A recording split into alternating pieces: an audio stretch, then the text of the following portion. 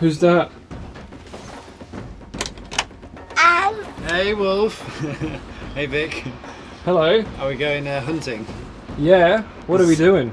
Word is that there's some wild Japanese knotweed growing up on the hills. All right. Let's. You ready for it, Wolf? You ready for it? Right. Let's go and. Okay. Let's go and hit the downs. We are here in Brighton, B-Town. This is not East London.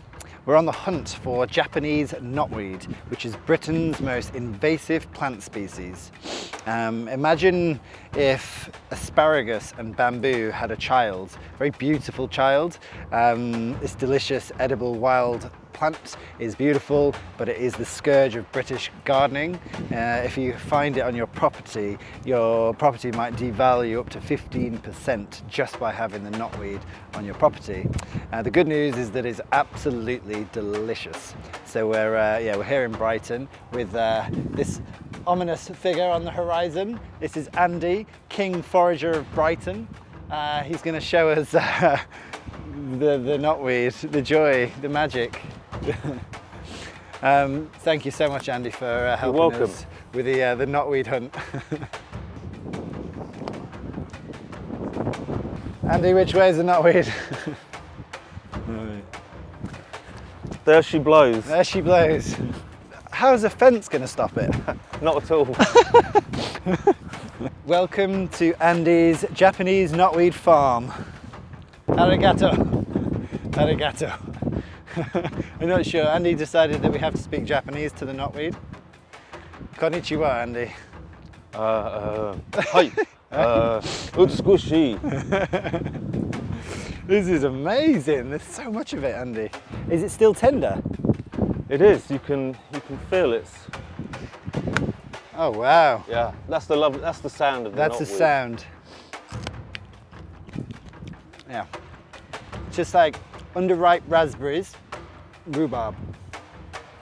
So good. Yeah, so good. And is the smaller stuff a bit more tender, or is it more just time of the season where it's tender? I think the most tender is where you've got the least leaves. Right. So like inside there, where they're shortest and they're in the dark the most. I'm going to take the leaves off and then going to grill it on the fire and then brush it in a miso caramel. Sweet, sour, savoury, umami. Delicious. Going deep.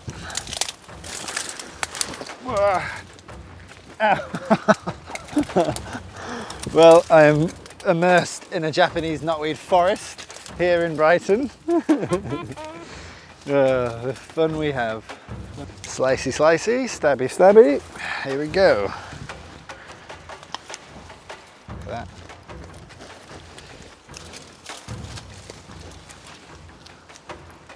Beautiful.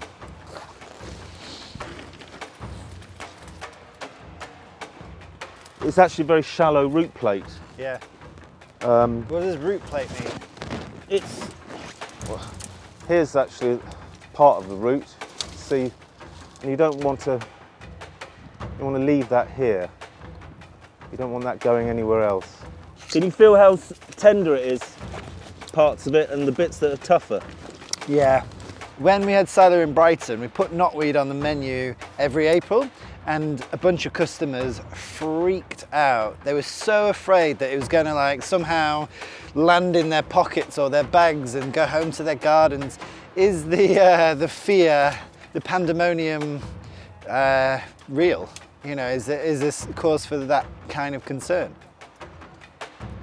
Well, it's the roots that are the problem. It's not the tops. Right. So by taking that, put it on the menu, there's not a lot of risk. No. Knotweed drove us out of business. This is why we're no longer in Brighton. Revenge. And it just makes that little pop noise when it's tender. That's it. Ready? Quite addictive picking them. got knotweed. I wanted to thank you so much for showing us the way. This is the way. This is the Japanese knotweed way. It's been a pleasure coming back to Brighton as well. Good to see you again. Thank you, Andy. It's the end of this coastal knotweed transmission.